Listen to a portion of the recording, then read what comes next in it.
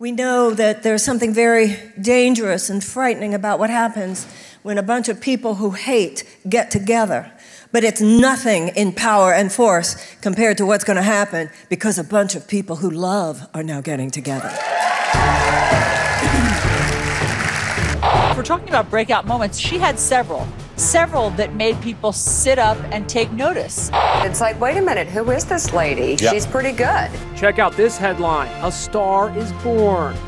This is the Google map of the most searched candidates before the debate. As you can see, it's quite a mix. But during the debate, you see all of that yellow? That is Marianne Williamson. So who is Williamson? I'm doing everything I can to have a conversation with people that is the conversation that I believe matters. We need to say it like it is. It's bigger than Flint. It's all over this country. It's particularly people of color. It's particularly people who do not have the money to fight back. And if the Democrats don't start saying it, then why would those people feel that they're there for us? And if those people don't feel it, they won't vote for us, and Donald Trump will win.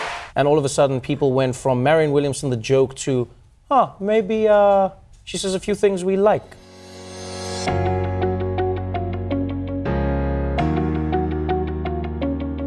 The first question tonight will be coming from Aaron Motto. This country is very politically polarized, trading right and wrong for left and right. What would you do to change this? I think that you don't change other people, you change yourself. And I am very clear, and I think all of us need to remember that the foundational principle of this country is unity in diversity. Out of many, one. Saying things which others are not. She always answers questions on a different level than everybody else. You always go to the root of things.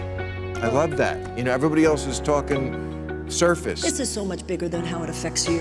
It's so much bigger than how it affects you. And it's so much bigger than how it affects me.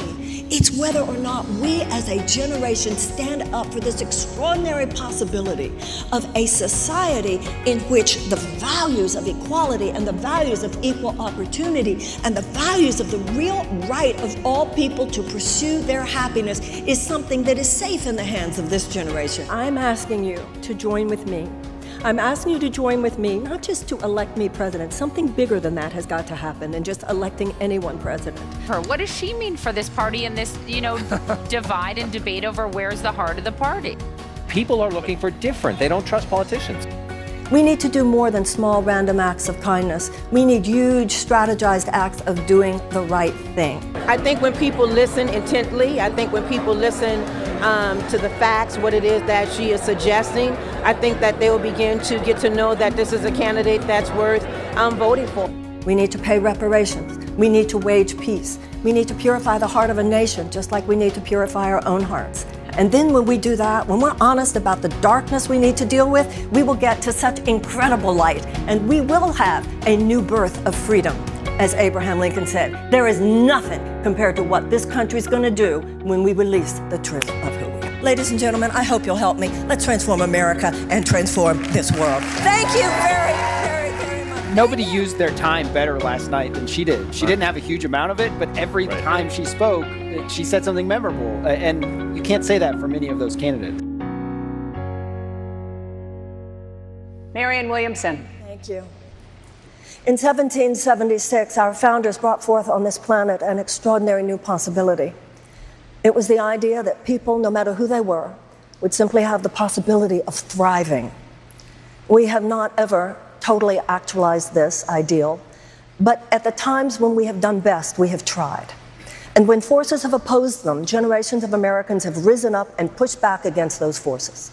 We did that with abolition, and with women's suffrage, and with civil rights. And now it is time for a generation of Americans to rise up again. For an amoral economic system has turned short-term profits for huge multinational corporations into a false god. And this new false god takes precedence over the safety and the health and the well-being of we, the American people, and the people of the world, and the planet on which we live. Conventional politics will not solve this problem, because conventional politics is part of the problem.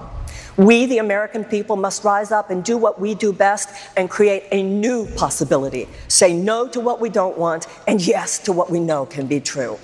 I'm Marianne Williamson, and that's why I'm running for president.